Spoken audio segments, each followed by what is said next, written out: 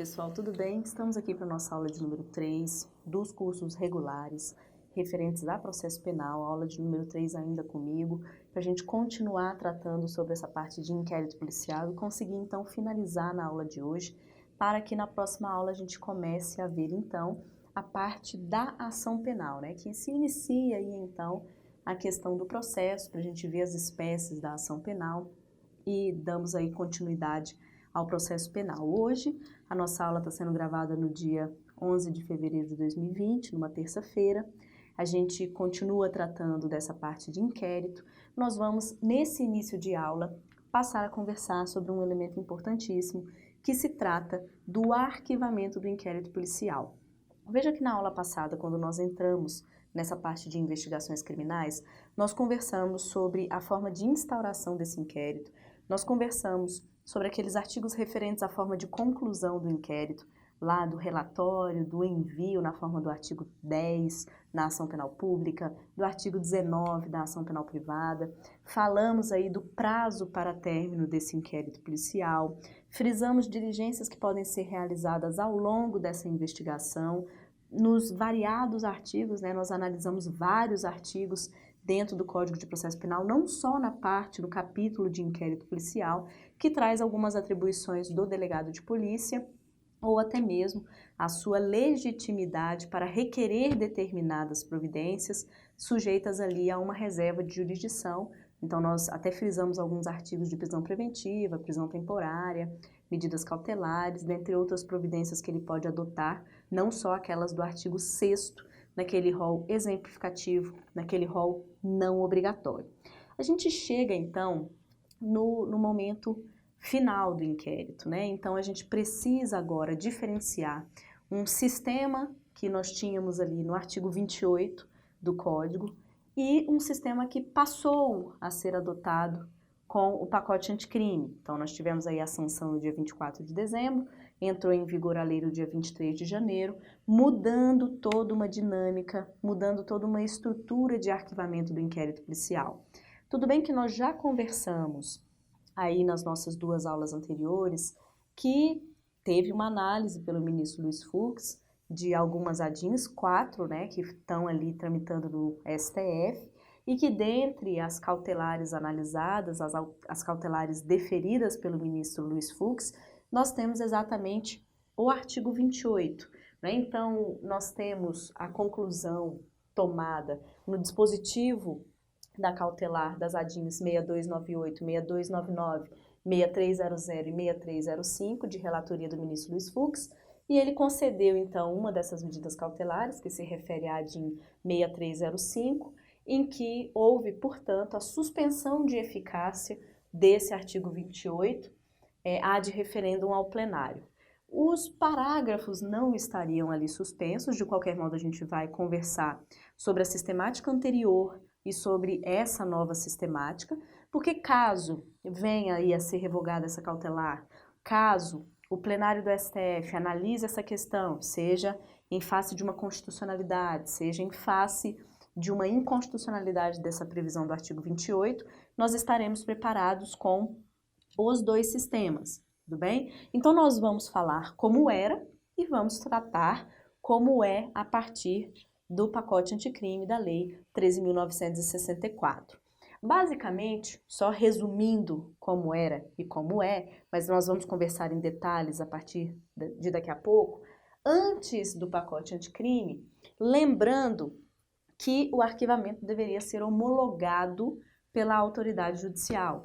Então, passava por um controle judicial, passava por um crivo judicial e estes autos, uma vez arquivados, permaneciam no Poder Judiciário, arquivados ali dentro do Poder Judiciário, porque precisava passar por uma concordância do juiz.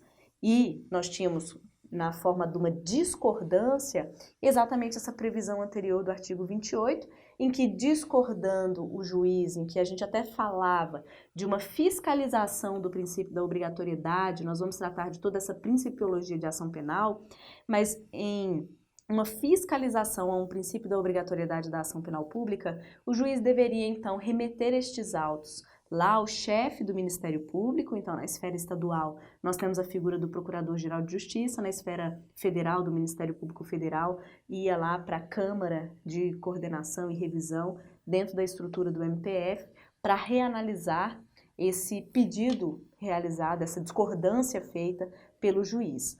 Isso agora cai por terra e, em linhas gerais, o novo artigo 28, ele retira qualquer possibilidade do juiz analisar a questão. Então, a promoção de arquivamento, o pedido de arquivamento, a manifestação pelo arquivamento, ela fica somente no âmbito do órgão acusatório, exercendo a sua função. Não passa, portanto, por um controle judicial. Haverá uma revisão dessa promoção de arquivamento. Então, para efetivamente ser arquivado, o membro do Ministério Público, após manifestar a intenção de arquivar, isso tem que passar por um órgão de revisão, só que dentro da estrutura do Ministério Público e não pelo crivo judicial. E após essa análise, essa revisão, aí sim o procedimento, fica arquivado, mas na estrutura do Ministério Público e não mais na estrutura do Poder Judiciário. Vamos conversar um pouco sobre a previsão anterior, tá bom? Esse artigo 28, esse artigo anterior. Então, o que nós tínhamos, então, nesse sistema anterior que nós estamos aqui tratando? Vamos fingir que não veio o pacote anticrime, tá bom? Para a gente tratar um pouquinho desse capítulo de inquérito policial, sem essas considerações a respeito de juízo das garantias, artigo 28 e etc. Nós temos lá, nós estamos falando de uma das formas da investigação, que é o inquérito policial. Então, nós vimos a forma de início dele, nós vimos o prazo de tramitação desse inquérito, com as atribuições que podem ser tomadas ali pela autoridade policial que preside, que conduz esse inquérito policial, e chegamos a um momento de conclusão desse inquérito com aquela peça do relatório, e em se tratando de uma ação penal pública, esse relatório, esse inquérito policial relatado, seria na forma do artigo 10, parágrafo 1º, enviado ao juízo competente, que remete então ao órgão ministerial que atua perante aquele juízo. Claro que nós vimos que com a figura do juiz das garantias, haverá uma tramitação direta entre órgão da polícia e órgão de acusação, seja ele Ministério Público, seja ele o querelante. O juiz não vai intermediar essa situação. Mas como também o juiz das garantias está suspenso, além do artigo 28, nós temos por hora, para aqueles estados que ainda não têm uma tramitação direta prevista numa legislação interna, ou por uma legislação estadual, ou por algumas normas do tribunal, ainda há essa questão de envio para o juízo competente com a remessa ao órgão do Ministério Público que atua perante aquela vara. Agora, chegando no Ministério Público, nós temos algumas possibilidades de atuação que nós analisamos na aula passada. Então, veja, chegando ao Ministério Público, ele pode olhar para aqueles autos do inquérito e falar: olha, não tenho a minha opinião delicti formada, eu não consigo oferecer a denúncia, eu entendo que determinada testemunha vítima ainda tem que ser ouvida, eu entendo que determinada diligência ainda tem que ser feita. Então, ele pode requerer diligências imprescindíveis na forma do artigo 16 do Código de Processo Penal, retornando aqueles autos do inquérito para a delegacia de polícia para a continuidade das investigações. Ou, se ele entender que está tudo certo, a opinião delicti dele está formada, dá para oferecer a peça inicial, a denúncia, ele oferece a denúncia, remete ao juízo, então o juiz vai analisar se ocorrerá o recebimento daquela denúncia ou se ocorrerá a rejeição daquela denúncia. Agora, o terceiro ponto, que é o ponto de diferenciação, antes do pacote anticrime, no arquivamento, ele realizava uma promoção, um pedido, um requerimento, que tinha que passar, então, pelo crivo do juiz, tinha que passar, então, pelo controle judicial. Então, esse inquérito, que até então estava no Ministério Público para análise, se ele entender que era o caso de arquivamento, ele retorna ao juízo competente com uma promoção de arquivamento para que o juiz analise aqueles argumentos relacionados ao motivo do arquivamento. Se o juiz concordasse, ele homologava a promoção do arquivamento e então esses autos eram arquivados no Poder Judiciário, ali no tribunal, no arquivo do tribunal. Se ele discordava daquela promoção de arquivamento, que era o que nós tratávamos como uma fiscalização ao princípio da obrigatoriedade previsto no artigo 24 do CPP, ele aplicava então esse antigo artigo 28. Esse antigo artigo 28 prevê o seguinte: se o órgão do Ministério Público, ao invés de apresentar a denúncia, requerer o arquivamento do inquérito policial ou de qualquer peça de informação de investigação, o juiz, no caso de considerar improcedentes as razões invocadas, ou seja, no caso do juiz discordar, ele fará uma remessa do inquérito ao procurador-geral, ou seja, ao chefe daquele Ministério Público, e este oferecerá a denúncia, designará outro órgão do Ministério Público para oferecê-la ou insistirá no pedido de arquivamento, ao qual só então estará o juiz obrigado a atender. Então, no momento que o juiz discordava e manifestava suas razões pelas quais discordava do órgão ministerial, ele enviava para o chefe. Chegando lá no Procurador-Geral de Justiça, vamos supor que estamos na esfera estadual, chegando no Procurador-Geral de Justiça, ele olhava para aquele caso e caso ele concordasse, ele manifestava: olha, juiz, eu concordo com o membro da minha instituição. E aí o juiz só tinha uma opção: homologar a promoção de arquivamento. Caso ele olhasse para a questão e desse razão ao juiz, não tinha como ele obrigar aquele membro do Ministério Público a oferecer a denúncia. Existe a independência funcional. Então, o que ele fazia? Ele próprio oferecia a denúncia ou ele designava um outro membro, um outro órgão do MP para fazer a denúncia e oferecer naquele juízo. Não tem como obrigar, como eu falei, princípio da independência funcional daquele determinado membro que já se manifestou, já manifestou seu posicionamento pelo arquivamento. Tudo bem? Então, nós tínhamos algumas... Desde então, desde a época, a gente já tinha algumas críticas na doutrina a respeito desse ativismo judicial, que era característico, então, de uma atividade inquisitória. Nós analisamos na aula passada, no comecinho da nossa aula, aquela diferenciação entre um sistema inquisitivo e um sistema acusatório. Nós frisamos, principalmente, não como uma característica única do sistema acusatório, mas como uma característica importante do sistema acusatório, é essa questão de cada um exercer a sua função, cada um no seu quadrado, cada um fazendo a sua atividade. E se o órgão ministerial, o órgão do Ministério Público, possui a atribuição de analisar se vai oferecer a denúncia ou se vai arquivar, e ele já se manifestou pelo arquivamento, não incumbia ao juiz querer se imiscuir na atividade do Ministério Público, dizendo para ele, ou querendo demonstrar para ele, o que ele tem ou não que oferecer denúncia. Então, não havia um respeito àquela decisão tomada, havia, na verdade, uma insurgência, uma entrada nas atividades da parte acusatória, até porque no 129 da Constituição Federal está prevendo que essa atribuição é do Ministério Público e não do juiz a respeito de oferecer ou não a denúncia. Então, a gente já tinha severas críticas sobre esse controle judicial que era realizado. Outra questão também que nós tínhamos é que, veja, a partir do momento que o juiz atua numa fase de investigação e que desde esse momento ele já manifesta que para ele aquela pessoa tem que ser processada, né, porque ele discordou, ou seja, veio o Ministério Público e falou: olha, quero arquivar.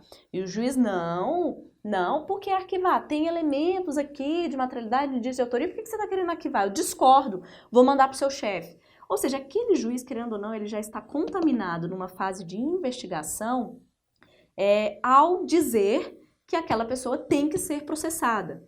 Então, também se criticava, e exatamente essa contaminação se dá por entrar na função de outra parte, o juiz não permaneceu inerte na sua função, né? Ele sequer foi provocado, ele que quis ali dizer o que era correto ou não, se era para arquivar ou se era para oferecer denúncia.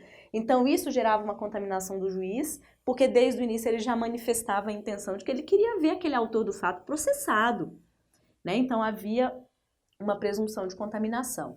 E outra questão também que a gente via muito no artigo 28 anterior era que a vítima não tinha fala. Não tinha fala. E muitas vítimas ficavam desesperadas. Porque, veja só, vamos supor, hoje eu fui vítima de um furto. Eu sofri lá determinado prejuízo.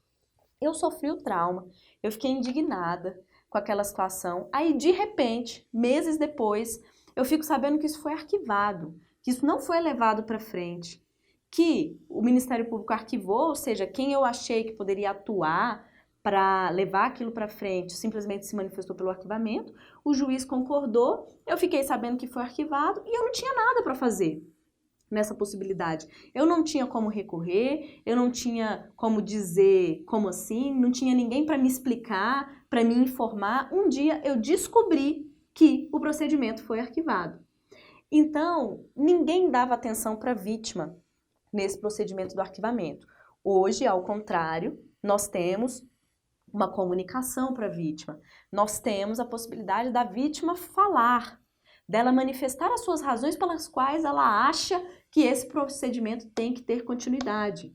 Nós estamos trazendo um critério mais democrático para essa decisão de arquivar, né? No sentido de um procedimento de arquivamento em que realmente ali aquela pessoa interessada, que é a vítima que sofreu o trauma, ela participa desse momento do arquivamento do inquérito policial.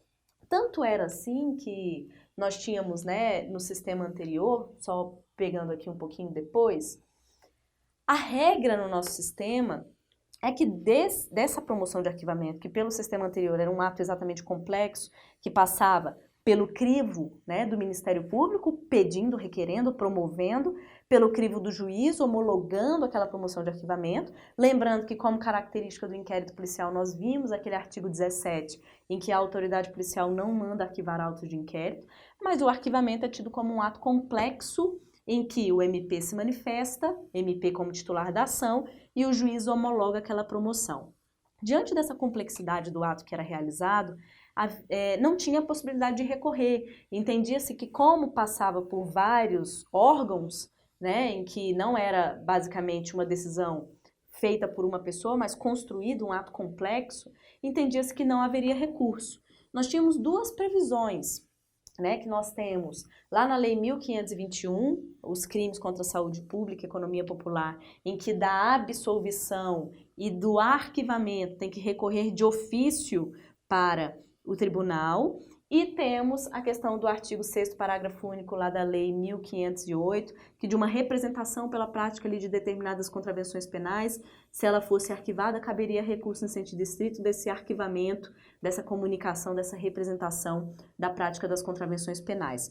Pelo sistema atual, tendo em vista que agora o arquivamento não passa por um crivo do controle judicial, não tem mais como eu falar em um recurso de ofício para o tribunal, sendo que agora o arquivamento fica somente na estrutura do Ministério Público, né? Então, claro que esse é o problema, mais uma vez, de uma reforma parcial e não uma reforma global do sistema, mas dá para a gente concordar aqui, dá para a gente argumentar que essas determinadas previsões estariam revogadas tacitamente, porque não tem como eu passar mais pelo crivo judicial se isso permanece apenas dentro do órgão acusatório, em consonância com a estrutura acusatória trazida expressamente pelo pacote anticrime, né? E, mais uma vez, falando que a vítima não tinha voz, mesmo se ela tentasse, nós tínhamos lá a jurisprudência, por exemplo, essa jurisprudência que era entendimento firmado dos tribunais superiores, sequer ações autônomas de impugnação cabiam. Então, assim, recurso criminal de regra não cabia, a gente só tinha aquelas duas disposições bem específicas, restritas, e que agora já não faz muito sentido com o nosso sistema do novo artigo 28, porque fica no Ministério Público. E quanto à vítima, mesmo se ela não quisesse recurso criminal, se ela quisesse utilizar uma ação autônoma de impugnação, era difícil de demonstrar os requisitos da ação autônoma de impugnação para ela conseguir o conhecimento e a concessão daquela ordem. Então, nós temos diversos precedentes em que algumas vítimas tentaram impetrar mandado de segurança para tentar impedir esse tipo de arquivamento, mas nenhuma teve êxito, porque entendia-se a doutrina, a jurisprudência, que o arquivamento, por ser esse ato complexo, a vítima jamais teria um direito líquido e certo de querer dar continuidade a uma persecução penal, de querer ter ali uma ação penal em face daquele autor do fato. Então, a vítima tinha as mãos atadas, a vítima não tinha nada para fazer, ela não tinha fala, ela não participava do procedimento, ela não podia recorrer, ela não podia impetrar ações autônomas de impugnação, ela não podia fazer nada. Com o novo sistema, com o novo artigo 28, agora passando então para as disposições atuais, Vamos ver aqui o que nós temos. Ó, artigo 28, o novo agora trazido pelo pacote anticrime. Ordenado o arquivamento do inquérito policial ou de quaisquer elementos informativos da mesma natureza, o órgão do Ministério Público comunicará à vítima, ao investigado, à autoridade policial e encaminhará os autos para a instância de revisão do Ministério Público para fins de homologação na forma da lei. Então, quem homologa agora não é o juiz, quem homologa é uma instância de revisão dessa manifestação do membro. Ele quer arquivar, então essa manifestação vai ser revisada. Se houver uma concordância, haverá a homologação do arquivamento. O parágrafo 1º traz a questão da vítima. Então, se a vítima ou seu representante legal não concordar com o arquivamento do inquérito policial, poderá, no prazo de 30 dias do recebimento dessa comunicação, porque agora ela é comunicada, como a gente viu no caput, ela pode submeter também essa matéria à revisão da instância e dar ali a sua fala, dar os seus motivos, dar as suas razões pelas quais aquele procedimento deve continuar.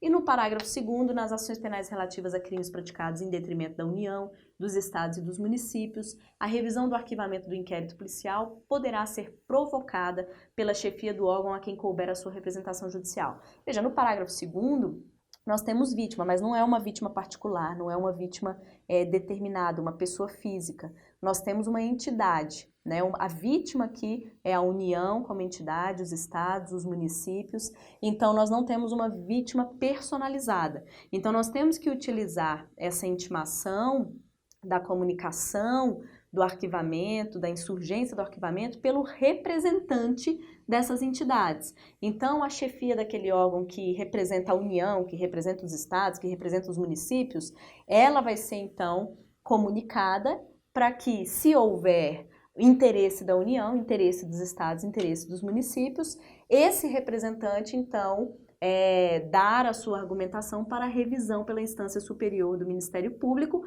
para fins de homologação daquela promoção de arquivamento. Então, veja, nós temos um novo procedimento agora que, trazido, então, pelo juiz das garantias e pelo artigo 28, é uma estrutura acusatória, tá? No terceiro A, em que pese suspenso. Essa estrutura acusatória define muito bem as funções de cada um. Então, não tem mais como se falar do juiz querendo entrar numa atividade acusatória, do juiz querendo fiscalizar uma atividade acusatória, do juiz querendo, desde uma fase pré-processual, dizer quem deve ser ou não processado em uma manifesta contaminação desse órgão, que depois vai ter que julgar aquele autor do fato que ele manifestou que queria ver processado. Então, pela estrutura acusatória do juiz das garantias e do artigo 28, nós vimos que vários artigos do Código estariam ali praticamente revogados tacitamente. Não haveria o artigo 10, parágrafo 1º, esse procedimento não iria passar necessariamente pelo juízo, né? Iria tramitar o procedimento entre polícia e Ministério Público. Claro que na forma do terceiro A e terceiro F, algumas atividades ao longo desse momento pré-processual seriam analisadas, alguns requerimentos devem ser feitos e o juiz das garantias poderia então ser provocado a atuar em algumas questões que constam no terceiro B. Então, quando a gente abre o terceiro B, tem lá ele analisando a comunicação da prisão, fazendo a audiência de custódia, sendo informado a respeito de uma instauração de uma investigação, deferir prorrogação dessas investigações, determinar trancamento de inquérito policial de ofício, enfim, ele tem, e fora aquelas atividades com reserva de jurisdição, que ele tem que ser provocado, né, em uma interceptação telefônica, uma quebra de sigilo, um mandado de busca e apreensão, uma decretação de prisão no momento pré-processual, que ele vai ser naturalmente provocado. Mas não no que tange a uma manifestação de que ele quer ver alguém processado ou não. Então, essa nova previsão do artigo 28 vai ao encontro da própria Constituição Federal, que a doutrina já trazia como um sistema acusatório, até porque lá no artigo 129 nós temos a atribuição de acusar do Ministério Público, então ele que é o titular da ação penal pública, ele que tem que ser o protagonista da ação penal pública, e não o juiz querendo dividir o protagonismo com o órgão acusatório. Então, vai ao encontro desse artigo 129 da Constituição Federal, vai ao encontro da estrutura acusatória trazida pelo terceiro A, vai ao encontro das divisões de funções que nós temos no sistema acusatório. O juiz não pode mais insistir na continuidade da persecução penal. Esse arquivamento vai ser feito na própria estrutura do Ministério Público, então, claro que voltando a ser feito, né, caso caia a cautelar e tenha que ser feito na forma do pacote anticrime, o Ministério Público vai ter que se organizar para ter uma estrutura melhor, uma estrutura interna melhor. Porque se for um procedimento físico, isso vai ter que ficar cautelado no Ministério Público. Se é um procedimento já eletrônico, isso vai ficar cautelado nos sistemas desenvolvidos pelo Ministério Público ou integrados ali entre todas as instituições, mas vai ficar vinculado ao MP, não é mais arquivado ali dentro do Tribunal de Justiça, arquivado ali dentro do Poder Judiciário. Não, sempre ficará na estrutura física ou eletrônica do Ministério Público. E outra coisa, não é, o membro manifestou pelo arquivamento, arquivou. Não, nós já vimos que necessariamente passa por uma revisão pela instância superior, então, e aí cada Ministério Público vai ter que se estruturar e dizer quem vai ser essa instância de revisão, se vai ser a Câmara de Coordenação e Revisão, se vai ser um Conselho Superior, se vai ser o próprio Procurador-Geral de Justiça, que muito provavelmente não, porque ele já tem outras atribuições, muito provavelmente seja um órgão colegiado da estrutura administrativa ali daquele Ministério Público, seja a Câmara de Coordenação e Revisão, seja um Conselho Superior no Ministério Público Estadual, para a revisão ministerial para fins de homologação e manutenção desses autos acautelados, então, dentro do próprio Ministério Público. E temos, novamente aqui, frisando, essa inclusão da vítima no procedimento de arquivamento. Então, nós temos uma fala dada pela vítima agora. Ela é comunicada sobre o que aconteceu naquele crime que ela sofreu. Ela vai ser comunicada não somente de que o Ministério Público quis arquivar, mas que ela pode argumentar e levar as suas considerações a uma instância de revisão para tentar reverter esse arquivamento. Então, ela tem fala. Então, ela pode convencer ou ela pode ser convencida. Eu dou um critério mais democrático a essa decisão, a essa promoção de arquivamento, em que eu posso não ter mais vítimas tão indignadas como era, já que ela nem ficava sabendo, lá na frente ela ficava sabendo do nada, não era comunicada, não tinha como fazer nada, não tinha recurso, não tinha ação autônoma de impugnação, não tinha nada para se fazer. Então a gente dá um ar mais democrático à posição tomada pelo Ministério Público. Perfeito, pessoal? Só uma última observação. Quando a gente pesquisa dentro do Conselho Nacional do Ministério Público, algumas pesquisas que são realizadas nos Ministérios Públicos estaduais, federais, nós temos lá o número de promoções de arquivamento ao longo dos anos. E em 2017, só a título de exemplificação, em todos os Ministérios Públicos estaduais e no MPDFT, nós tivemos 696 mil, mais quase 700 mil promoções de arquivamento. É muito. É muito. Então, exige sim uma estruturação dentro do Ministério Público para que seja aplicado o novo artigo 28 do pacote anticrime. Isso, assim que saiu o novo artigo 28, nós tivemos algumas dúvidas e muito começou a se cogitar de como o Ministério Público atuaria efetivamente na prática. Se ele deixaria isso tudo no âmbito dele mesmo, ou se ele adotaria uma postura de oferecer mais denúncia, mesmo naqueles casos mais obscuros que ele tivesse ali querendo arquivar, mas ele ofereceria a denúncia para o juiz rejeitar no Poder Judiciário e esses autos ficarem acautelados no Poder Judiciário. E aí ele não recorreria da rejeição da denúncia, transitando em julgado e ficando acautelado dentro do Poder Judiciário, porque esses autos já teriam sido remetidos para lá.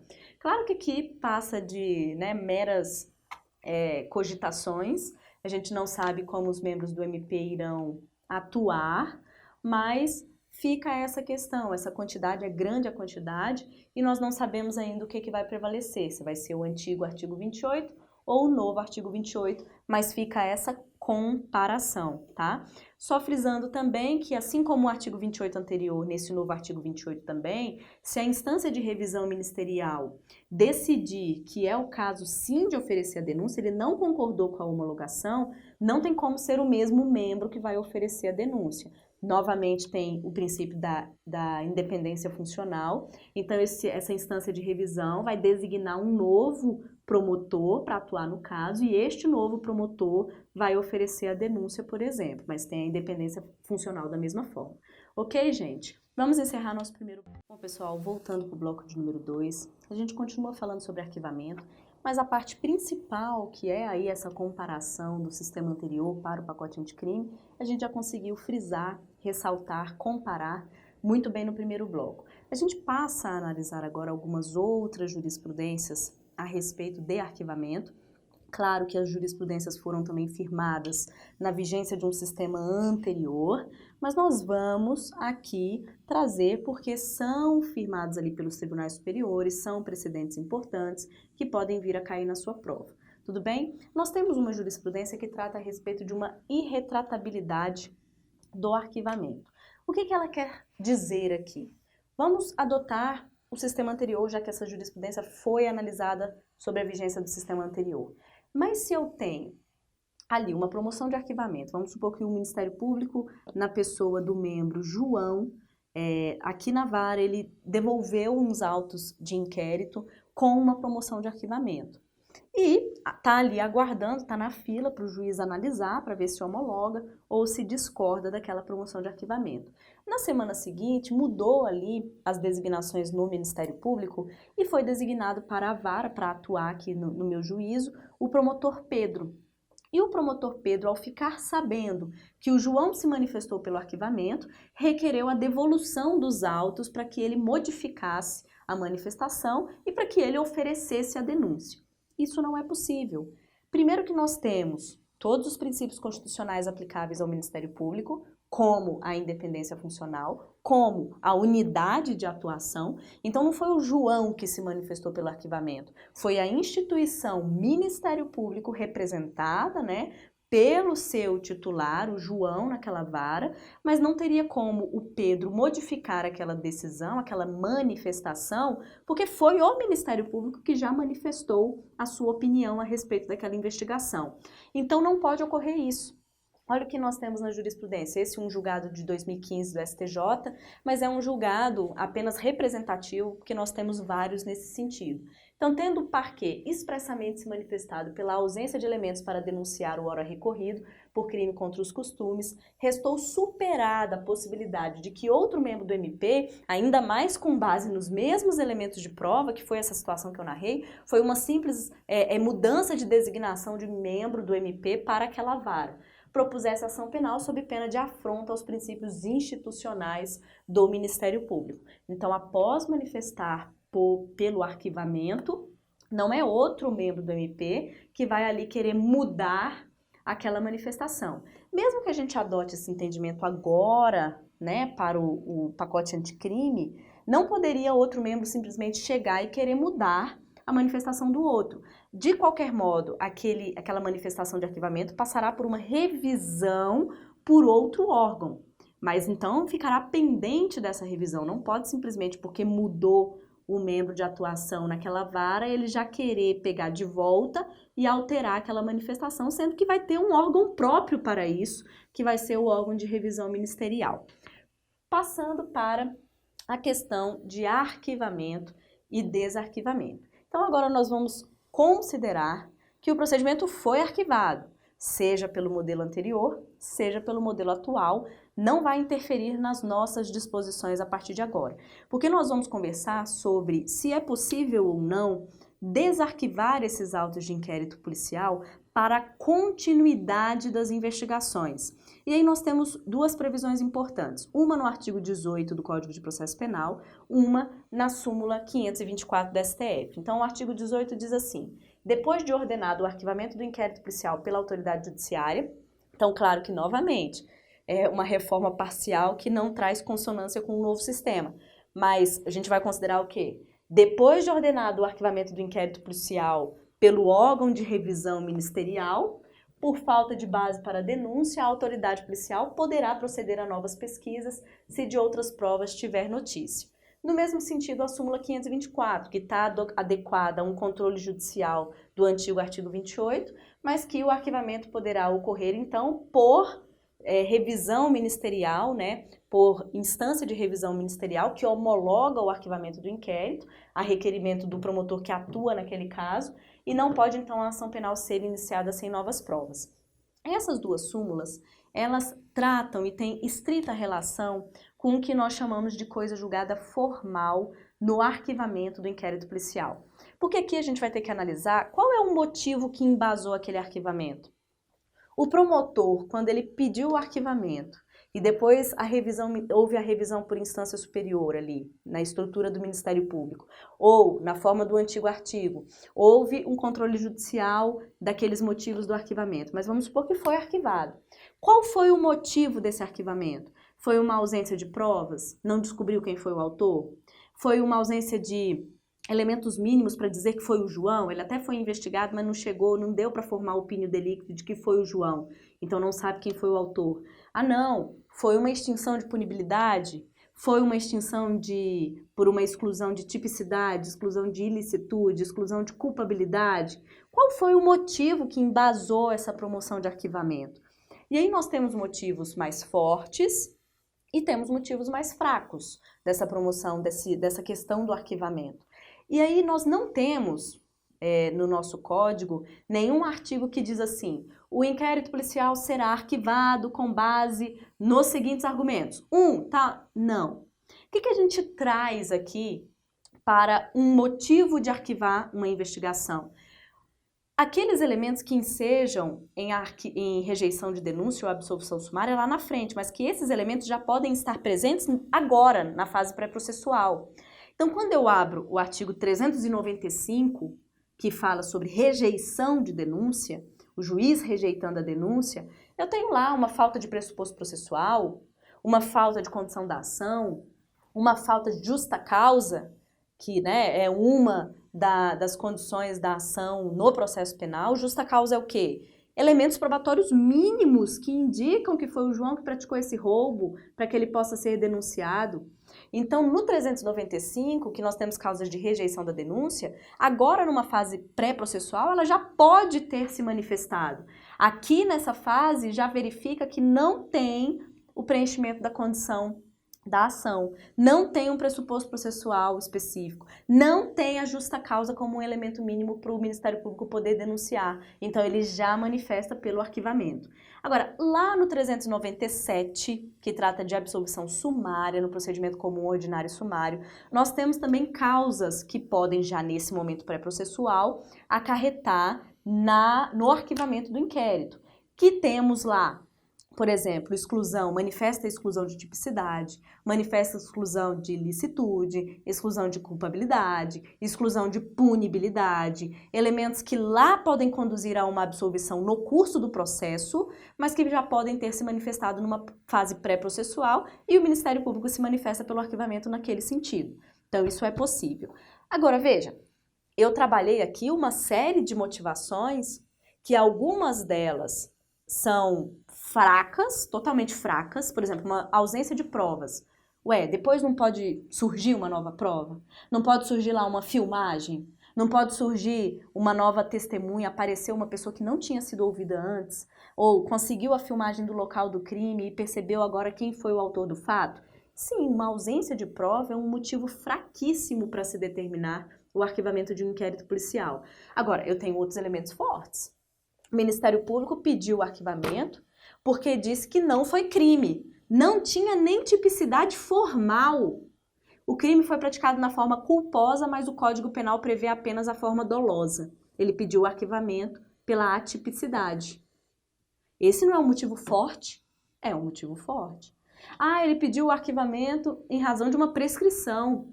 Ele pediu o arquivamento em razão de uma decadência. Ele pediu o arquivamento, enfim, eu posso ter N motivos de extinção de punibilidade, culpabilidade, ilicitude, tipicidade, uma mera ausência de provas, uma falta de justa causa, um pressuposto processual que faltou, uma condição da ação que faltou. Tenho vários motivos, 395 e 397. Quando os motivos são fracos, eu aplico o artigo 18 e a súmula 524 do STF, que são aqueles motivos que geram apenas coisa julgada formal, o que significa que esse arquivamento se deu apenas de forma endoprocedimental. Arquivou, mas é um motivo fraco, fez meramente coisa julgada formal, surgindo uma nova prova, haverá o desarquivamento, então a polícia vai poder continuar investigando, vai poder desarquivar, vai poder investigar, vai poder oferecer denúncia depois, vai. E aí, como motivos mais fracos, então, nós temos esse primeiro slide. Uma insuficiência de provas, uma ausência de pressuposto processual, uma ausência de condição da ação, uma falta de justa causa. Surgiu um elemento novo, surgiu uma prova nova, preencheu a condição da ação que antes não tinha preenchido. Ué, então pode desarquivar e dar continuidade a esse procedimento, aplicando o artigo 18 e a súmula 524. Mas eu tenho elementos fortes. Uma atipicidade impede o desarquivamento do inquérito policial. Fez, portanto, coisa julgada material também, não só coisa julgada formal. Então, a atipicidade impede que a matéria seja rediscutida, seja naqueles autos ou em autos diferentes. Acabou, não tem mais como falar sobre aquilo, não tem mais como rediscutir aquela matéria. Morreu o assunto. Então, nesses motivos de arquivamento, atipicidade, existência de exclusão de punibilidade, existência de exclusão de culpabilidade, nós temos coisa julgada material. A que mais cai em prova é a questão da atipicidade. Nós temos uma única exceção na jurisprudência do STF no que tange à extinção de punibilidade, que foi um caso muito atípico, muito extremo, muito restrito, específico, que foi uma pessoa que tinha fingido que estava morta, foi apresentada uma certidão de nascimento falsa, e aí tinha acarretado no arquivamento da investigação pela exclusão de punibilidade pela morte, só que depois verificou essa situação, que ela estava utilizando de uma certidão de óbito falsa, ela estava viva. Então, nesse caso específico analisado pelo STF, que foi o único que a gente teve, ele falou e determinou para continuar a investigação. Mas veja, houve uma má-fé, houve uma falsidade, a prática de um novo crime para que ocorresse aquele arquivamento. Porque, de regra, se foi um arquivamento válido de extinção de punibilidade, não estou falando de falsidade ali, a extinção de punibilidade, então, acarretará numa coisa julgada material. Como uma divergência jurisprudencial, nós temos o caso da existência manifesta de excludente de ilicitude. Então, tô lá, numa legítima defesa, no estado de necessidade, dentre as outras excludentes de ilicitude previstas no Código Penal, inclusive alteradas lá, né, ter atenção com o pacote anticrime também. Nesse caso de excludente de ilicitude, a jurisprudência não firmou um entendimento pacífico. Eu tenho informativos do STJ num sentido, eu tenho informativos do STF em outro sentido. E aí trago aqui, olha, STJ informativo 554. Para o STJ, o arquivamento do inquérito policial com base na existência de causa excludente de ilicitude faz coisa julgada material. Então, para o STJ, arquivou por legítima defesa, não rediscute mais. Morreu o assunto ali. Pode surgir o que for, aquilo lá acabou, não pode ser rediscutido, não pode ser reanalisado. Então, olha o que ele diz, o artigo 18 e a súmula permitem o desarquivamento caso surjam novas provas, mas nesse caso aqui, não gerou só coisa julgada formal, gerou também coisa julgada material. Então, impede a rediscussão do caso penal. Para o STF, manifestado nos informativos 796 e 858, o entendimento é diverso.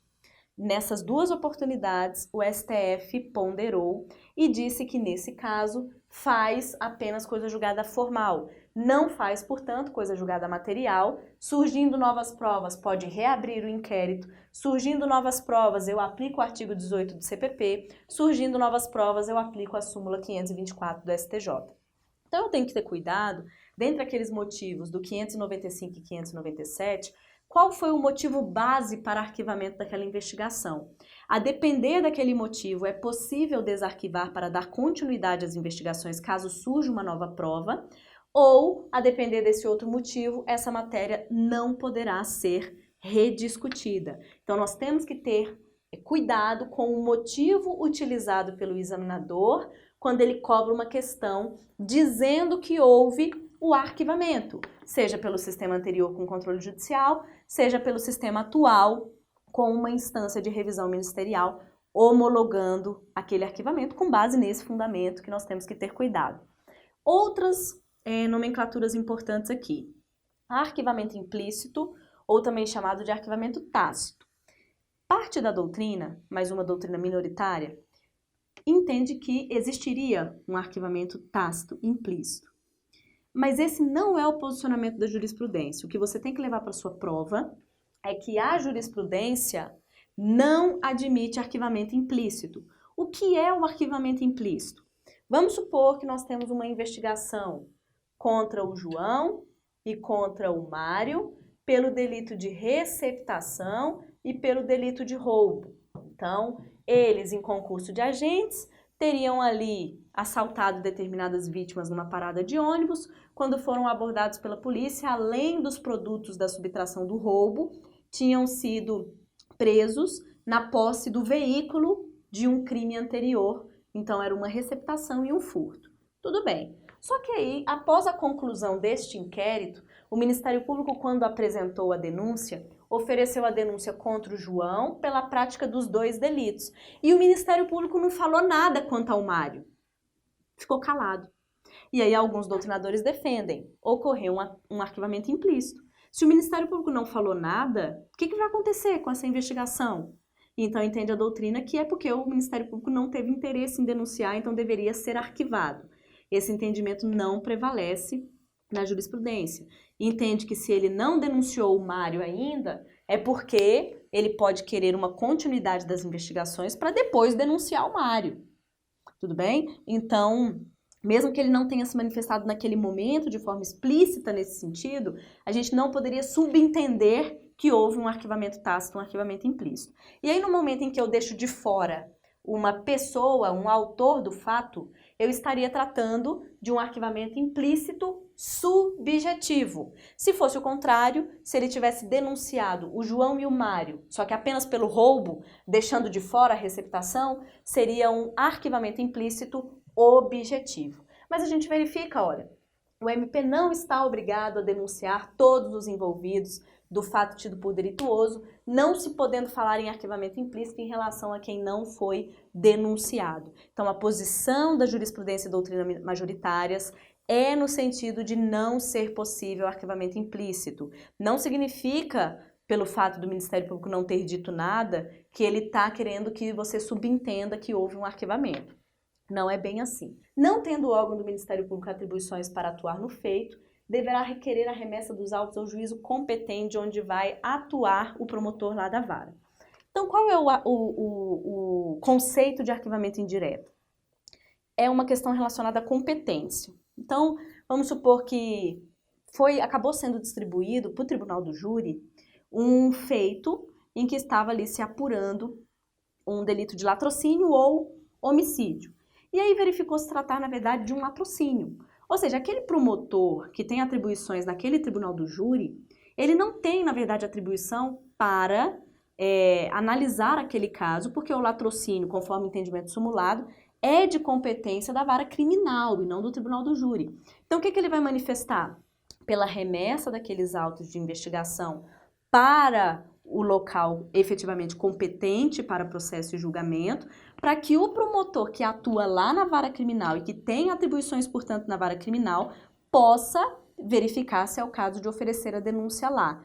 Então, o arquivamento indireto está ligado a situações de incompetência, em que ele não vai atuar naquele caso e pede a remessa, pede o declínio daqueles autos ao juízo e ao promotor que efetivamente possui atribuição para atuação naquele caso. Arquivamento provisório é o que a doutrina chama, daquele caso em que até então não tinha como o Ministério Público oferecer denúncia, principalmente nos casos de falta de condição específica de procedibilidade. Então nós vamos até frisar isso na aula que vem, quando tratarmos de ação penal, das condições da ação, da condição específica de procedibilidade em diferenciação com uma condição de prosseguibilidade, e na condição de procedibilidade nós vamos falar da representação e da requisição. E na representação, então, vamos dar um exemplo de aplicação do arquivamento provisório. Na representação, então, na ação penal pública condicionada à representação, a vítima tem um prazo decadencial para manifestar a sua vontade. Então, temos lá no artigo 38, que nós vamos ver no Código de Processo Penal, que a vítima tem um prazo de 6 meses da data em que ela sabe quem era o autor do fato, para manifestar o seu desejo de vê-lo investigado, processado, julgado, de dar essa representação que na forma da jurisprudência não precisa ser formal, mas que representa uma manifestação inequívoca de vontade dessa vítima. Então, nesse prazo. Vamos supor que desde então, quando ela foi lá intimada, ela manifestou que não tem vontade. Ela falou, não tenho vontade.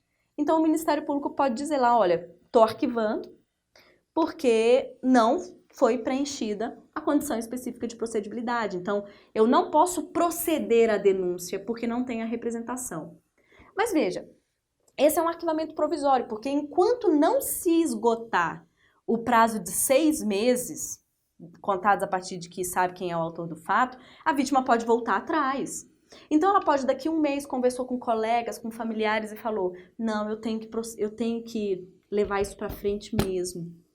O fulano que praticou o crime contra mim, ele precisa responder para ele ver que ele errou e etc. E aí ela volta atrás, um mês depois, dentro ainda do prazo de 6 meses, e manifesta para o Ministério Público, ó, tô voltando atrás e tô representando. Ou seja, aquele arquivamento que ocorreu foi um arquivamento meramente provisório, porque até então não tinha o preenchimento de uma condição específica de procedibilidade, mas ela pode ser observada dentro do prazo decadencial. O arquivamento basicamente só vai ser ali definitivo mesmo, pela extinção de punibilidade, pela decadência, quando esgotar o prazo decadencial de 6 meses contados a partir de quem sabe quem é o autor do fato, e aí não vai ter mesmo como promover a denúncia. Mas até então, até se chegar nesse ponto do esgotamento do prazo decadencial, se a vítima ainda não manifestou, poderá ocorrer um arquivamento meramente provisório até o esgotamento do prazo, ok? Bom, pessoal, vamos encerrar aqui o nosso segundo bloco. A gente terminou aqui de conversar a respeito de arquivamento. Então, no primeiro bloco, tratamos das alterações. No segundo bloco, frisamos algumas jurisprudências, os motivos do arquivamento, desarquivamento, arquivamento implícito, indireto e provisório.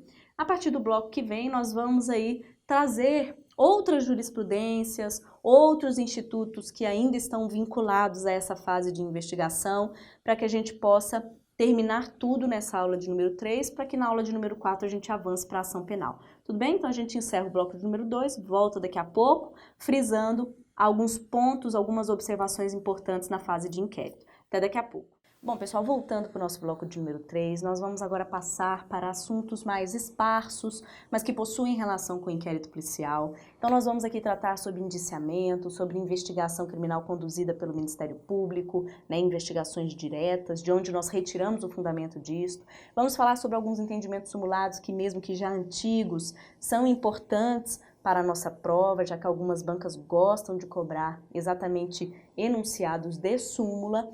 E vamos também conversar sobre o artigo 13A e 13B, que traz novos poderes investigatórios em determinados crimes, e também vamos conversar sobre o artigo 14A, que é uma inovação trazida pelo pacote anticrime, que trata ali a respeito de uma defesa numa fase pré-processual de investigação para aqueles agentes de segurança pública quando, né, estiverem respondendo por um fato que foi praticado no exercício profissional, principalmente ali no contexto de garantia de lei e ordem, né? Mas nós vamos conversar sobre ele e fazer aqui algumas reflexões sobre interpretações que podem ser dadas ao artigo 14A pela dogmática, pela jurisprudência, ou até mesmo uma análise de constitucionalidade que pode vir a ser feita futuramente pelo STF. A gente começa, então, numa parte de indiciamento. Então, nós temos uma lei, que é a Lei 2.830, de 2013. Essa lei fala a respeito das atribuições do delegado de polícia, e essa lei deixa claro que quem realiza o ato de indiciamento é o delegado de polícia, é um ato privativo dele. O que é indiciar? É o delegado de polícia praticar um ato fundamentado, que tem que constar, então, de forma bem formal, ali nos atos do inquérito policial, em que ele vai indicar elementos de materialidade, indício de autoria, circunstâncias do crime, para voltar uma investigação diretamente a uma pessoa. Então, ele indiciou o João pela prática do roubo, fez um ato fundamentado, uma análise toda técnica daquilo que ele conseguiu colher e está colhendo, conduzindo a investigação, uma análise jurídica sobre aquilo que aconteceu, para dizer que aquela investigação ela é voltada para o João. Provavelmente é o João que praticou, existem ali indícios de que foi o que o João praticou, então o João está indiciado, colocado o nome dele como autor daquele crime naquele inquérito policial. Então o artigo 2º parágrafo 6º deixa claro, o indiciamento é um ato só do delegado, não é o juiz que manda, não é o Ministério Público que manda indiciar. Não é nenhuma outra pessoa que realiza investigações, como a CPI, que nós vimos que, por determinação constitucional, pode realizar investigações criminais. Não é a CPI que determina indiciamento. Não é o juiz lá na vara que determina o indiciamento daquela pessoa da investigação. Não é o Ministério Público, ao receber os autos de um inquérito, que determina que seja feito o indiciamento ou que indicia diretamente alguém. Não.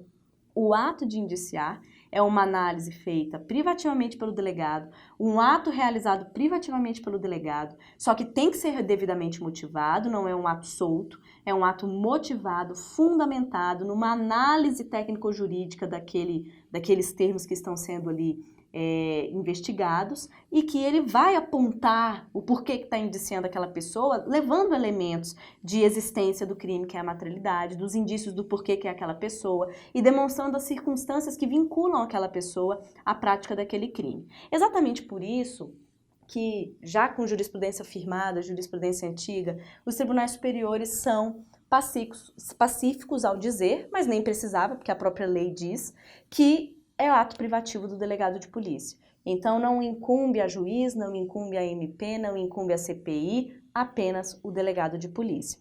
Por envolver uma atividade privativa do delegado, que nós sabemos que é o agente que preside, que é a autoridade que preside, que conduz o inquérito policial, e que o inquérito policial é um momento pré-processual, isso significa que o indiciamento não pode ocorrer durante a ação penal. Porque o delegado de polícia ele não atua mais naquele momento processual. Então, a partir do momento do recebimento da denúncia, não existe mais interferência do delegado de polícia naqueles atos, porque agora aquela parte, aquela função que existia da polícia de investigar, ela já fez o seu papel. E o Ministério Público, porque a finalidade daquele inquérito era colher elementos de materialidade e autoria que foram satisfatoriamente colhidos, tanto que o Ministério Público ofereceu a peça inicial acusatória, a denúncia, e o juiz está analisando se recebe ou não.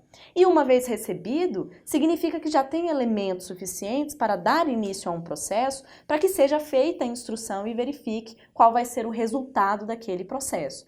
Então, a partir do recebimento da denúncia, não há mais como se falar em indiciamento. E caso o delegado insista em atuar nesse momento processual, insista em indiciar após um momento que ele tem atribuição constitucional, isso vai acarretar num constrangimento ilegal em que esse delegado também pode ser responsabilizado. Nós temos também uma questão referente a indiciamento nas autoridades com foro por prerrogativa de função. Nós sabemos que de maio de 2018 para cá, nós temos uma mudança interpretativa a respeito de como é adotado o foro por prerrogativa de função. Isso você vai aprender na aula de jurisdição e competência com o professor Nestor Távora. Ele vai te explicar essa competência absoluta, as espécies de competência, a competência absoluta em razão então da pessoa, e vai ali frisar esses julgados interessantes e importantíssimos para a sua prova por conta dessa mudança interpretativa da Constituição, acarretando também no STJ, seguindo esse entendimento do STF. Mas mesmo que se trate, ali vamos supor, de um senador que praticou um delito após a diplomação, após o exercício da função pública, e esse delito está vinculado ao exercício da sua função pública, ou seja, já na análise interpretativa que está sendo dada pelo STF, ele vai responder perante o foro dele, perante o STF. E aí eu te pergunto, poderá ocorrer um indiciamento de senador, ou há uma total vedação de indiciamento de autoridades com foro por prerrogativa de função? Não, ele pode ser indiciado sim. E aí vem a segunda pergunta: quem que indicia esse senador? Continua sendo o delegado da Polícia Federal que está à frente dessas investigações? Ou tem que ser o ministro relator? Ou tem que ser o STF, por sua turma, por seu plenário, que tem que indiciar? Entendeu a jurisprudência que continua sendo atribuição, até na forma da lei, como nós vimos, pelo delegado de polícia. Mas em se tratando de uma autoridade em que o processo tramita no foro por prerrogativa de função, em que nós sabemos que para ter uma investigação tem que ter autorização do ministro, né, relator, tem que ter autorização do STF, para então indiciar, também vai ter que ter uma autorização. O ponto aqui se refere a, não é o ministro relator que indicia, quem indicia é o delegado de polícia. No entanto, antes dele buscar o indiciamento, ele precisa ter uma autorização do ministro relator para a confecção do ato, para que ele justifique o ato dele de indiciamento. Outro ponto interessante, principalmente quando a gente está aqui tratando de carreiras jurídicas, é que algumas das carreiras, pela sua lei de organização, pela sua lei de regência, prevê que a autoridade não pode ser indiciada. Então, nós temos essa previsão na lei complementar da magistratura, então lá no artigo 33, parágrafo único da lei complementar 35 de 79, prevê que os magistrados não podem ser indiciados. A mesma questão está prevista para membros do MP, em que nós temos a lei complementar 75 de 73, em que no seu artigo 18, parágrafo único, prevê também uma impossibilidade de indiciamento, mas são ali exceções. Para as demais autoridades, e nós temos várias citadas na Constituição Federal, havendo uma autorização do ministro relator, caso esse processo tramite, né, no foro e não na primeira instância, caso tramite no foro, precisa da autorização. Caso tramite na primeira instância, aí não precisa de autorização não. Se é um fato que ele praticou antes de ser diplomado, ou se é um fato que não tem vinculação com o exercício da função dele e que quem vai julgar vai ser o juiz de primeira instância, aí não precisa de autorização nenhuma do STF. Então aí ele pode ser indiciado sem qualquer autorização prévia. Tudo bem? Partindo aqui para uma diferença entre inquérito policial e termo circunstanciado. Segundo ponto interessante para a gente conversar. Você vai ter aulas específicas sobre procedimentos. A parte de procedimentos, ela ficou com o Nestor Távora. Então, incumbe a ele conversar aí com procedimento ordinário, sumário, sumaríssimo e o tribunal do júri. Nós não teremos como trabalhar todos os procedimentos especiais do Código e da legislação esparsa. Mas esses procedimentos que mais caem, que são os procedimentos que mais verificamos em provas e na prática, que é o procedimento comum ordinário, sumário, sumaríssimo e tribunal do júri, serão tratados pelo professor nas aulas específicas conforme o roteiro das aulas que você recebeu. Um detalhe interessante é que quando a gente entra no procedimento comum sumaríssimo, que vocês vão lá ter aula, você vai perceber que no juizado especial criminal nós não falamos em inquérito policial. A lei utiliza a terminologia do termo circunstanciado de ocorrência. Qual é a diferença, então, entre o inquérito policial que eu estou aqui conversando com você e aquele que é previsto a partir do artigo 60, lá da Lei 9.099 de Juizado Especial Criminal? Veja, os dois possuem a mesma finalidade, que é apurar o que ocorreu, que é colher elementos a respeito da existência do crime, elementos de autoria, para poder, então, o órgão acusatório, seja o Ministério Público, seja o querelante, oferecer a denúncia, oferecer a queixa-crime. A finalidade é a mesma. Agora, como nós estamos no juizado especial criminal, lá são infrações de menor potencial ofensivo, né? Nós temos a competência lá para processar, julgar, executar infrações de menor potencial ofensivo, que são as contravenções penais e os crimes cuja pena máxima não seja superior a 2 anos. Então, são infrações mais fáceis de serem apuradas. Veja, se eu comparar com você um latrocínio sendo apurado no inquérito e um delito de ameaça sendo apurado num termo circunstanciado, um delito de injúria, um delito de lesão corporal leve, é bem diferente a dinâmica de investigação e até mesmo o que consta naqueles autos investigatórios. Então, o termo circunstanciado, ele possui a mesma finalidade, mas como nós estamos falando de uma infração de menor potencial ofensivo, ele vem ali de uma forma mais resumida. O importante é você diferenciar termo circunstanciado de ocorrência e infrações de menor potencial ofensivo. Nos demais casos, nós temos o inquérito policial. Partindo por terceiro ponto que nós vamos tratar aqui, trancamento de inquérito policial. Veja, ser investigado, né, ter um inquérito na sua anotação ali, ser indiciado no inquérito policial é um constrangimento. não é isso? As pessoas, se pesquisarem seu nome, pode ver ali que você está sendo investigado por alguma coisa. Isso pode dificultar a admissão num serviço particular, numa entidade privada. Alguns concursos são um pouquinho mais chatos, né? Tem aí interpretações sendo feitas pelos tribunais superiores, mas é um constrangimento sem dúvidas. Por isso que para ter um inquérito policial não é uma mera notícia de alguma coisa, tanto que nós vimos que a mera denúncia anônima, ela não é suficiente para embasar a instauração de um inquérito policial. É preciso ter uma credibilidade naquela denúncia anônima, é preciso confirmar elementos mínimos por investigações preliminares para só então instaurar um inquérito policial. Então, para a instauração, nós precisamos ter um ato típico.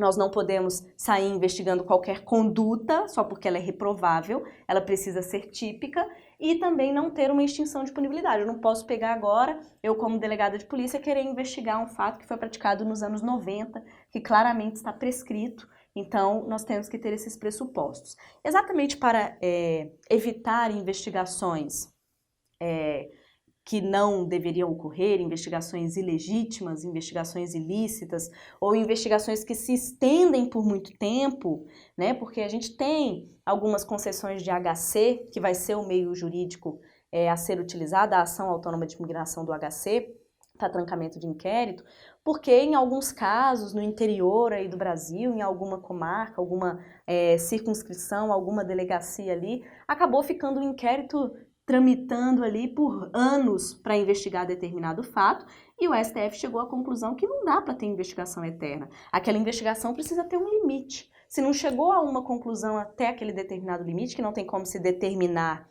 né, de forma patente, vai depender do crime, das circunstâncias, do local e etc. Mas não significa que aquela investigação pode se arrastar por vários anos, meses e etc. Então, como forma de evitar constrangimentos, se adota como mecanismo para trancar investigações a impetração de habeas corpus. E aí vai depender do fundamento, a existência de uma atipicidade, a existência de uma extinção de punibilidade, muito tempo de duração daquele inquérito policial sem uma resolução, então eles tentam parar aquela investigação. Todas essas são motivações idôneas a estar ali amparadas pelo habeas corpus. Quarta observação. Vamos agora para os artigos 13A e 13B do Código de Processo Penal. Veja lá, no 13A e 13B, nós temos aqueles crimes. Então, é uma forma de investigação, um poder investigatório específico para aqueles crimes relacionados a tráfico de pessoas, a sequestro, cárcere, que nós também temos no 13A. São aqueles crimes em que nós precisamos adotar meios investigatórios diferenciados, porque a gente precisa saber os dados da vítima, os dados do sequestrador, os dados daquela pessoa que está traficando aquela outra criança, aquela outra pessoa. Nós precisamos tentar o mais rápido possível obter a localização daquela vítima para tentar fazer o resgate logo. Então, são meios diferenciados de investigação introduzidos no nosso Código de Processo Penal em 2016, em que no artigo 13A nós temos poderes concedidos de forma direta para o Ministério Público e para a polícia, para o delegado de polícia, e no 13B nós ainda temos a necessidade de uma reserva de jurisdição, porque há uma quebra de sigilo.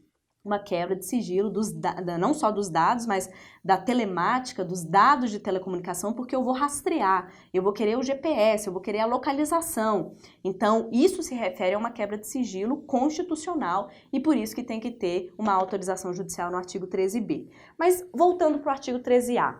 Nos crimes previstos no artigo 148, 149, 149A, parágrafo 3º do 158, 159, todos ali do Código Penal, adicionando o artigo 239 do Estatuto da Criança e Adolescente, o membro do Ministério Público ou o delegado de polícia poderá requisitar de quaisquer órgãos do poder público ou também da iniciativa privada dados e informações cadastrais da vítima ou de suspeitos. Então, estamos sabendo ali que está ocorrendo um delito do artigo 148, um cárcere. Tudo bem. O membro do Ministério Público ou o delegado que está à frente daquela investigação não precisa recorrer ao juiz. Ele diretamente pode entrar em contato com uma companhia ali de energia elétrica, uma companhia ali de energia de água da região, uma outra empresa de iniciativa privada que tem cadastros de várias pessoas, por exemplo, uma empresa de telefonia, uma empresa de abastecimento, uma empresa, enfim, qualquer empresa de grande porte que possuam esses dados, essa obtenção de dados dos demais. E aí eles vão atrás dos dados cadastrais. Então, qual é o nome completo, a filiação, qual que é os endereços que constam no cadastro dessa pessoa, os telefones que constam no cadastro dessa pessoa, de onde ela veio, para conhecer aquela pessoa. Então, dados cadastrais. E eles fazem a requisição de forma direta e recebem essa informação no prazo de 24 horas, contendo tudo ali, né, que foi requisitado. Então aí nós nos referimos a dados cadastrais, então não existe sigilo constitucional desses dados. Quando nós vamos para o 13b, aí existe o sigilo constitucional, então tem lá, se necessário, a prevenção e a repressão dos crimes relacionados ao tráfico de pessoas, o membro do Ministério Público, o delegado de polícia poderão requisitar mediante autorização judicial. Então, enquanto no 13A eles fazem uma requisição direta, no 13B eles precisam da manifestação, uma autorização judicial para essas empresas. Então, por exemplo, agora ele não quer o dado cadastral da vítima lá na empresa de telefonia. Ele quer que a empresa de telefonia rastreie aquele telefone da vítima e informe ali no GPS por onde aquela vítima anda, para saber os sinais daquele telefone, por exemplo, a localização daquela vítima, ou a última localização de quando o celular dela estava ligado. Enfim, então aí sim necessita de uma autorização judicial, de uma reserva de jurisdição, tá bom? Então cuidado com a diferenciação do 13A e do 13B. Quinta observação, investigações criminais realizadas diretamente pelo Ministério Público. É um tema que por muito tempo foi debatido a respeito de prós e contras, né? Aqueles pontos favoráveis e aqueles pontos contrários, mas o que hoje prevalece é que sim, é possível uma investigação criminal direta pelo Ministério Público, ele tem que cumprir as normas constitucionais, nós vamos ver algumas ponderações que foram feitas pelos ministros, mas só ressaltando que quando a gente estuda o inquérito policial como forma de investigação criminal prevista a partir do artigo 4º do CPP, nós estamos falando de um ato que é presidido pelo delegado de polícia, não é o Ministério Público.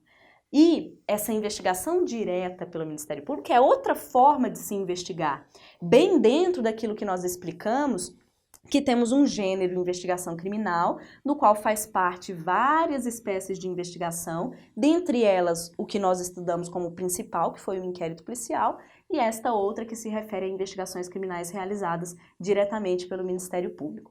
Os que defendem que não é possível, né, falando que não é possível a questão da investigação criminal presidida pelo MP, eles dizem que essa questão do MP poder investigar não teria previsão constitucional, no sentido de que quando se trata lá de investigações diretamente no artigo 144 da Constituição Federal, que traz a questão das polícias, da segurança pública, né, seja ela preventiva, ou seja ela principalmente repressiva, que é a questão da polícia judiciária para investigar, muitos defendem que o Ministério Público não está lá citado, então ele não poderia realizar investigações, seria só a polícia judiciária. Mas aí vem a corrente, que é a majoritária, que diz assim, olha, a Constituição em momento algum diz que é uma atividade exclusiva da polícia judiciária, investigar. Não, tanto que além da polícia judiciária nós temos outras formas como nós vimos. Né? Então, não é uma atribuição que é dada de forma exclusiva pela Constituição. A Polícia Judiciária também tem a função de investigar, mas isso não impede que outros também tenham atribuições investigatórias. Então, essa função de polícia judiciária, né, é uma função de investigar, a Constituição não estabelece uma exclusividade, isso já foi analisado inclusive pelo STJ, nós temos um RESP que fala a respeito disso e frisa que não é uma atividade exclusiva da polícia judiciária. Outro argumento também desfavorável à investigação criminal é nesse sentido de que além de não ter uma previsão do Ministério Público no 144, no 129, onde tem ali as atribuições do MP como titular da ação penal, protagonista da ação penal, também não teria ali no rol de atribuições do MP a questão dele poder presidir diretamente investigações criminais. Mas isso é resolvido pelo que nós chamamos de teoria dos poderes implícitos. Então essa teoria, ela nasceu lá nos Estados Unidos e que diz, portanto, e que foi tentada a sua aplicação, né, trazida essa sua aplicação aqui para o Brasil, que diz que a Constituição, quando ela outorga uma determinada atividade fim, significa que esse órgão, essa entidade, esse órgão que possui a atribuição para realizar essa atividade fim, todo esse caminho até se chegar a essa finalidade está implicitamente nas suas atribuições. Então, teoria dos poderes implícitos. Como o Ministério Público possui a atribuição, a titularidade, o protagonismo para a propositura da ação penal pública, que é a denúncia, isso significa que ele pode se valer de todos os meios para se chegar até a denúncia, o que significa que ele pode se valer de poderes investigatórios. E aí vem a doutrina e a jurisprudência e diz que dá para a gente retirar nessa teoria dos poderes implícitos de todos esses artigos. Então, da Constituição Federal, do Código de Processo Penal, da Lei Orgânica do Ministério Público da União, da Lei Orgânica do Ministério Público dos Estados e de resolução do Conselho Nacional do Ministério Público. A gente conseguiria tirar, então, de todas essas normas, a teoria dos poderes implícitos. E aí tivemos uma análise já que diz ali que sim, o Ministério Público dispõe de competência para promover por autoridade própria investigações de natureza penal, mas neste julgado o STF frisou, né, deixou ali bem ponderado que o Ministério Público tem que cumprir as normas. O Ministério Público tem que cumprir os princípios constitucionais. Então, o Ministério Público tem que respeitar todos os direitos e garantias fundamentais previstas na Constituição Federal. Ele tem também que praticar atos investigatórios documentados, porque o inquérito policial, como a gente viu, é escrito, é documentado. Então, se ele está praticando um ato de investigação, ele também tem que documentar, não pode ficar de uma forma totalmente restrita, verbal, sigilosa, não, né? Tem que ter esse acesso, inclusive aquele acesso que nós vimos pela súmula vinculante 14 do STF, quando nós falamos do sigilo, dizendo que para a defesa, na verdade, há um amplo acesso, lembra que nós frisamos isso? Então, para a defesa, quando já está documentada alguma coisa nessa investigação do MP, e ela tem que estar documentada, ou seja, ela tem que ter acesso, a não ser que o Ministério Público esteja ainda realizando alguma diligência em curso, e aí ele pode restringir o acesso da defesa. É entendimento da súmula vinculante 14 do STF. Temos que observar todas as normas de reserva de jurisdição. Então, claro, o Ministério Público não vai poder decretar uma prisão temporária nem preventiva. Ele é legitimado a requerer, mas ele não é legitimado a decretar. Ele não vai poder expedir um mandado de busca e apreensão, ele não vai poder determinar uma interceptação telefônica, ele não vai poder agir na forma do 13B, porque todas essas atividades, elas necessitam de uma atuação da autoridade judicial, de uma reserva de jurisdição, então ela deve ser respeitada de qualquer modo, mesmo que a investigação seja praticada diretamente pelo Ministério Público. Tem também que ser realizada dentro de um prazo razoável, como eu falei, se essa investigação sem motivação alguma se estender por longo período, pode tentar um trancamento pelas vias do habeas corpus. E os atos de investigação conduzidos pelo MP são sujeitos ao controle do Poder Judiciário. Sim, mesmo que seja na figura do juiz das garantias, né, que nós temos do 13A até o 13F, mesmo que o MP esteja ali realizando uma investigação diretamente, ele vai ter que fazer as comunicações necessárias na forma prevista na lei. Comunicar que está investigando alguém, comunicar que tem um prazo, se quer pedir a prisão para o juiz das garantias. Então, toda essa atuação, agora com o pacote anticrime, ela vai ser ali observada, né, ou então pelo menos o juiz das garantias vai ser provocado em vários momentos pelo Ministério Público quando ele realiza uma investigação dessa forma direta. Algumas súmulas importantes, algumas nós já conversamos. Veja que a gente já conversou sobre a súmula vinculante 14 e já conversamos sobre a súmula 524 do STF.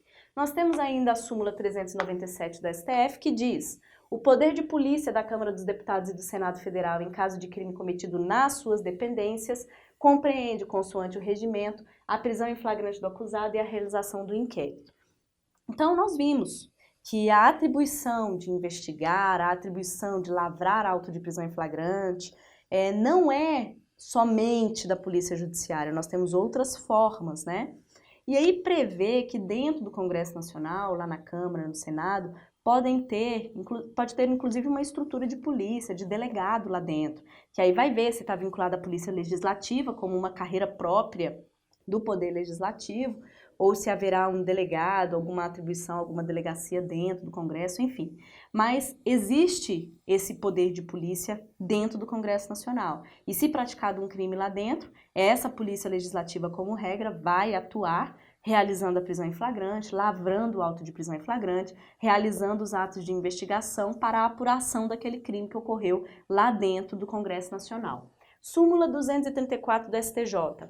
A participação de membro do Ministério Público na fase investigatória criminal não acarreta seu impedimento ou suspeição para o oferecimento da denúncia. Não. Ele pode receber os autos de um inquérito, entender que não está convencido, que não tem a sua opinião delicti formada, pedir determinada diligência. Nós vimos isso no artigo 16. Após realizada a diligência, esses autos retornarão ao Ministério Público. E esse mesmo membro que pediu a diligência, ele pode ir lá e oferecer a denúncia.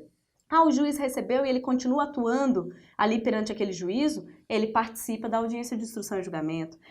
Ele que fez as alegações finais orais. Ele que recorreu da sentença. Não tem problema algum. Nenhuma atuação dessas acarreta em impedimento daquele promotor que atuou desde o momento pré-processual até o final do processo.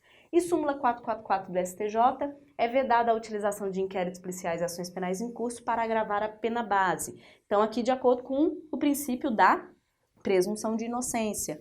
Se o inquérito ainda está em curso, se a ação penal ainda está em curso, isso não é utilizado de modo algum em desfavor daquele réu. Então, claramente não é reincidência, porque não houve sequer condenação, muito menos definitiva, mas quando nós temos lá na análise do artigo 59 do Código Penal, que trata ali das circunstâncias judiciais, na primeira fase da dosimetria da pena, em que nós temos antecedentes, se aquele réu que foi condenado e agora o juiz está dosando a pena, ele tem vários inquéritos, várias ações penais em curso, esses inquéritos e ações não servem para dizer que os antecedentes deles são desfavoráveis para aumentar essa pena base e fixar uma pena base superior ao mínimo ali do delito em abstrato. Não tem como fazer isso. Então, pelo princípio da presunção de inocência, nós não podemos utilizar nem inquéritos, nem ações penais para agravar pena base, que é aquela pena fixada na primeira fase da dosimetria. A gente reservou para esse último momento a análise do artigo 14A do Código de Processo Penal, que foi ali introduzido, foi incluído no nosso código a partir do pacote anticrime,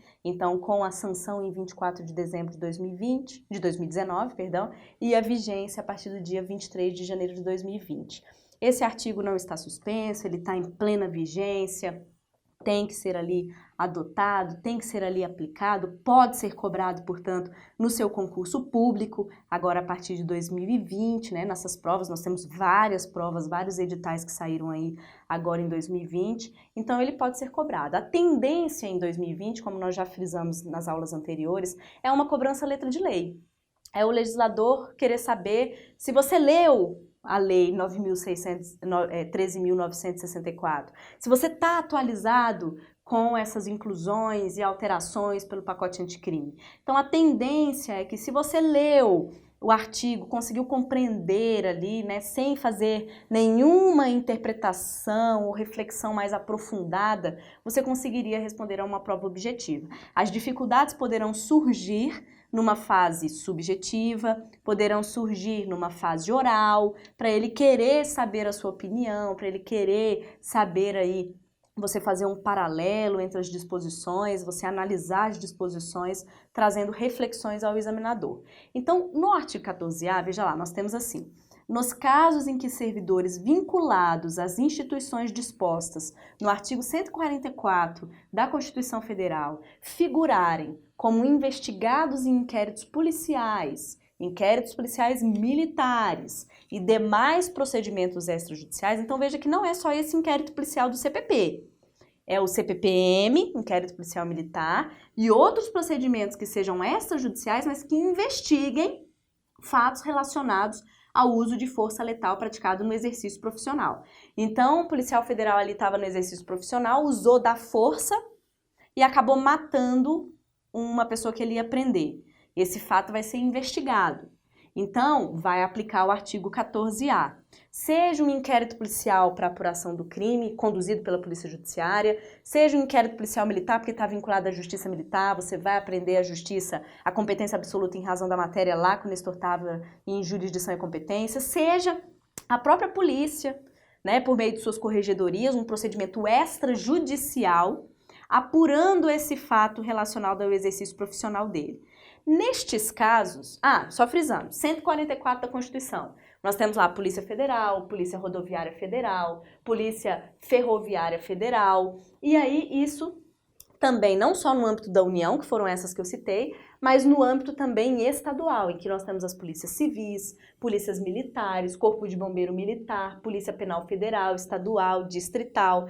A elas, todas essas polícias, então, nós estamos adotando esse 14A quando usa a força no exercício da função, né, no exercício profissional, e esse fato vai ser apurado, seja judicialmente ou extrajudicialmente, né, seja numa fase pré-judicial, né, pré-processual, que seria o inquérito, como um procedimento administrativo, mas seja um procedimento fora dessa polícia judiciária do inquérito, seja um procedimento administrativo, um procedimento dentro de uma corregedoria, ele tem que ter a aplicação do 14A. E aí diz assim, o indiciado poderá constituir defensor. E aí vem o parágrafo 1º e diz como que ele vai ficar sabendo disso para constituir defensor. Então ele fala, para os casos previstos no caput desse artigo, o indiciado deverá ser citado da instauração do procedimento investigatório, podendo constituir defensor no prazo de até 48 horas a contar do recebimento da citação. A legislação, ela acaba utilizando citação, geralmente a gente utiliza citação no momento processual, né? Para falar a respeito já de uma inicial acusatória que foi ali oferecida, então tá ali citado, tá sendo citado de uma denúncia, de uma queixa-crime. Então o legislador não foi muito técnico ao utilizar a nomenclatura citação, mas vamos entender como um ato primeiro de comunicação, mesmo que de uma fase de investigação. Então, uma notificação, uma comunicação a respeito da instauração de um procedimento administrativo e investigatório. A partir do momento que ele é comunicado, lembre-se que as citações, intimações, notificações do processo penal pela súmula 710 são contadas a partir da efetiva comunicação. Então, a partir do momento que ele é comunicado, ele pode constituir defensor no prazo de até 48 horas. Diz o parágrafo 2º, se ele não constituir, a autoridade responsável pela investigação vai ter que intimar a instituição dele. Então, a Polícia Federal, a Polícia Civil, a Polícia Rodoviária Federal, para que a instituição designe, indique uma defesa para atuação no prazo de até 48 horas também. Então, a partir da notificação, ele tem 48 horas para indicar um advogado para ele. Se ele não fizer isso, o delegado vai lá, comunica a instituição para a instituição, a partir do ato de comunicação, constituir em até 48 horas um defensor para representar aquele investigado. E aí eu te trago algumas indagações. Primeiro, eu estou aqui trazendo a figura do contraditório e ampla defesa para o inquérito policial? Como regra, por exemplo, a gente tem que ter cuidado com isso, porque nós vimos como uma característica do inquérito policial ser inquisitivo, não ter contraditório e ampla defesa de regra. Então, eu não estou desnaturando essa natureza do inquérito policial, não estou desnaturando, mas eu estou dando a oportunidade para ele constituir um defensor. Aí eu te faço uma segunda pergunta, essa constituição de defensor é facultativa ou é obrigatória? A investigação vai poder continuar, mesmo que o policial civil não constitua defensor e a instituição Polícia Civil não indique defensor, mesmo assim a investigação continua? Eu entendo que sim, exatamente porque eu entendo que esse artigo 14A não desnatura a característica do inquérito policial. Até porque o verbo utilizado pelo 14A caput, parágrafos, é poderá. Poderá constituir, podendo constituir, podendo indicar defensor para a representação do investigado. Ele não traz como uma imposição, ele não traz como uma obrigação. Ele traz como uma faculdade que é dada por quem preside a investigação. Então, o delegado vai ter que comunicar. Se ele quiser, ele constitui, mas se ele não quiser, ok. Ah, não constitui? Então pera, eu vou ter que dar primeiro cumprimento ao parágrafo 2º. Polícia Civil, ó, o policial aqui ele não constituiu, vocês querem indicar um defensor para ele? Ah, não quer? Não, então tá, então eu dei a oportunidade. Ele não quis indicar, a instituição não quis, vamos dar continuidade à investigação. Tudo bem? Mas são discussões de interpretação desse artigo 14A. Uma última questão, princípio da isonomia. Por quê que o 14A faz uma distinção entre aspas, tá, gente? Pessoas normais que estão sendo investigadas e agentes de segurança pública que estão sendo investigados. Essa desigualdade de tratamento, essa distinção de tratamento, ela possui uma justificativa válida? Porque, assim, é uma alteração até positiva. Você oportunizar uma defesa já numa fase de investigação. Tudo bem, mas por que só para o 14A? Né? Será que isso não está ferindo um princípio da isonomia sem uma motivação idônea para tanto?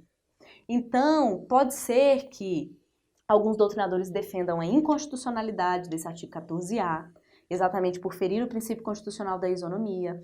Pode ser que em algum momento o STF seja instado a se manifestar a respeito do artigo 14A para analisar a sua constitucionalidade, tudo bem? Mas essas são possíveis discussões que nós temos a respeito dessa inclusão do 14A pelo pacote anticrime no nosso Código de Processo Penal. Tá certo, pessoal? Bom, aqui a gente termina a nossa aula de inquérito policial. Terminamos pelo menos todos os pontos mais importantes para a sua prova relacionados a uma investigação criminal e, sobretudo, a uma dessas espécies, que é o inquérito policial. A partir da nossa aula de número 4, a gente avança. Nós vamos entrar, portanto, no título 3 para falar sobre ação penal. Tá? E aí dentro das próximas aulas eu vou tratar do acordo de não persecução penal, que está lá no 28A, portanto dentro desse título de ação penal. Na aula que vem nós vamos ficar somente em ação penal, então vou pedir para você, se puder, revisar aí no seu livro, ver as espécies de ação, né? O que é a ação penal pública, a ação penal privada, os seus princípios, as suas características, o seu titular, como que ela é exercida, né? Ler o título 3º do Código de Processo Penal para você se acostumar com a leitura seca da lei, que também é cobrada. E na outra aula de número 5, nós vamos continuar para finalizar a ação penal e a gente entra na parte de ação civil ex delicto, que é o próximo título do nosso Código de Processo Penal. Então, se você quiser acompanhar, nas próximas 2 aulas serão esses os temas. Se você puder fazer uma leitura do vade-mecum, fazer uma leitura do seu resumo ou do livro que você utiliza como base para o estudo no processo penal, para que na próxima aula você consiga acompanhar de uma forma mais dinâmica aqui a nossa aula. Tá bom, gente? Muito obrigada. Nós estamos à disposição para qualquer dúvida, tanto pela central de dúvidas do curso, quanto diretamente se você quiser conversar comigo. Espero que você tenha total consciência do que é o inquérito policial, tenha aprendido muito bem essa matéria. De qualquer modo, estou à disposição, desejo ótimos estudos para vocês e nos vemos na aula de número 4, tá bom? Até mais!